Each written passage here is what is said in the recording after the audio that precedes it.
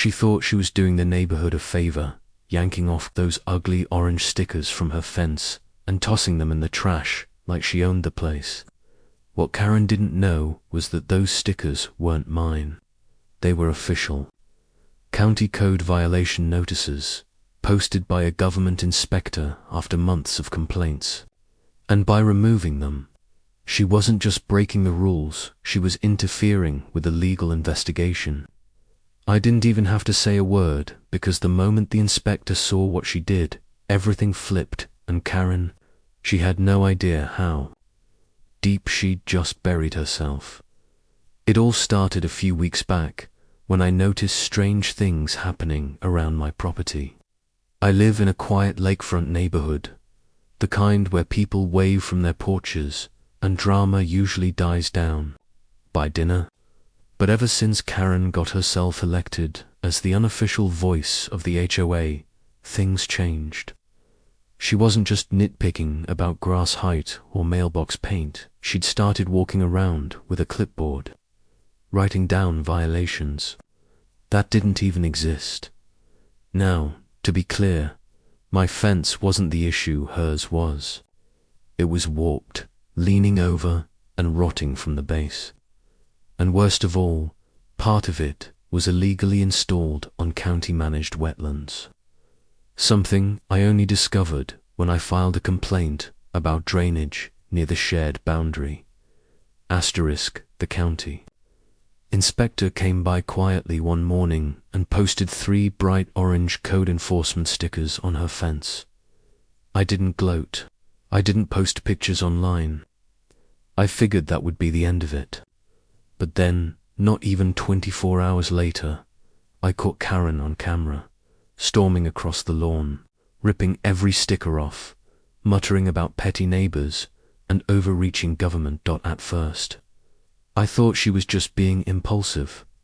But what she did next, trying to blame me for placing the stickers myself, that's when I knew this wasn't just a misunderstanding. This was war. The next morning, I stepped outside and saw Karen standing on the sidewalk, arms crossed, lips pursed, staring directly at me. "Cute prank," she snapped, nodding toward the fence. "But you can't go around slapping fake violation stickers on people's private property." I blinked.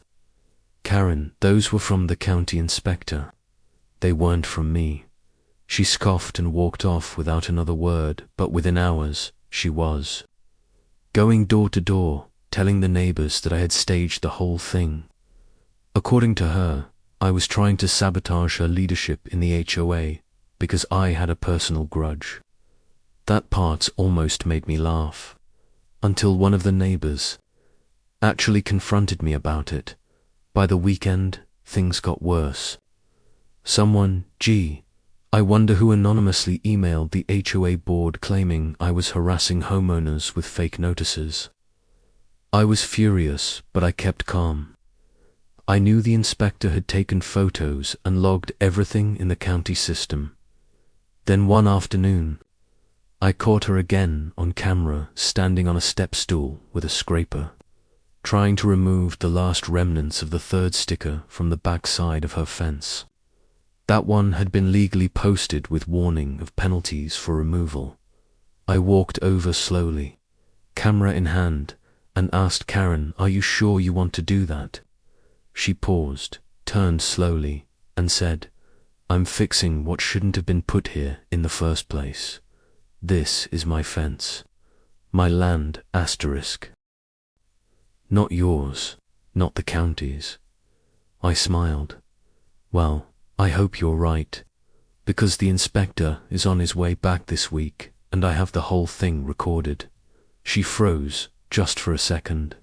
But it was enough, and right then, I knew she had no idea what she'd gotten herself into.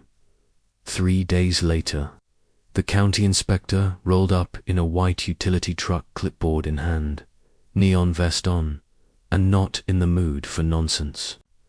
I met him at the edge of the property, and he didn't waste time. "I need to speak with Karen," he said.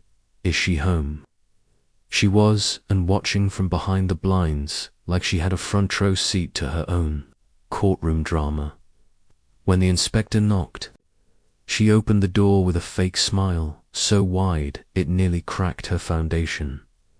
"Oh, is there a mistake with those silly stickers?" His expression didn't change. "Actually, yes. You weren't supposed to remove them. You tampered with county enforcement property, which is a misdemeanor, ma'am." Her smile vanished. "Excuse me, I thought those were just neighborhood complaints. I didn't know they were official." That's when he pulled out a printed photo, her mid-scrape, standing on the stool. "We received surveillance footage, and you're on record removing all three." Karen turned pale. "Wait, he sent that, didn't he?" she hissed, pointing toward me like I was some cartoon villain. "This is harassment. He's had it out for me ever since I joined the HOA." But the inspector was unfazed. "This has nothing to do with him. We got the footage through the county complaint process. We've also confirmed your fence is encroaching on protected wetlands, and your property line ends 5 feet short of where it's installed." Karen blinked, stunned.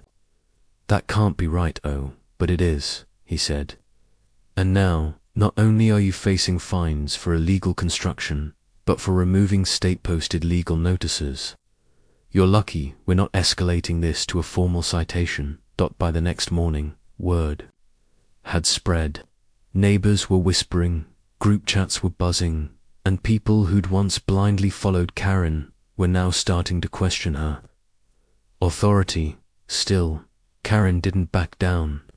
She called an emergency HOA meeting right in her driveway to clear the air.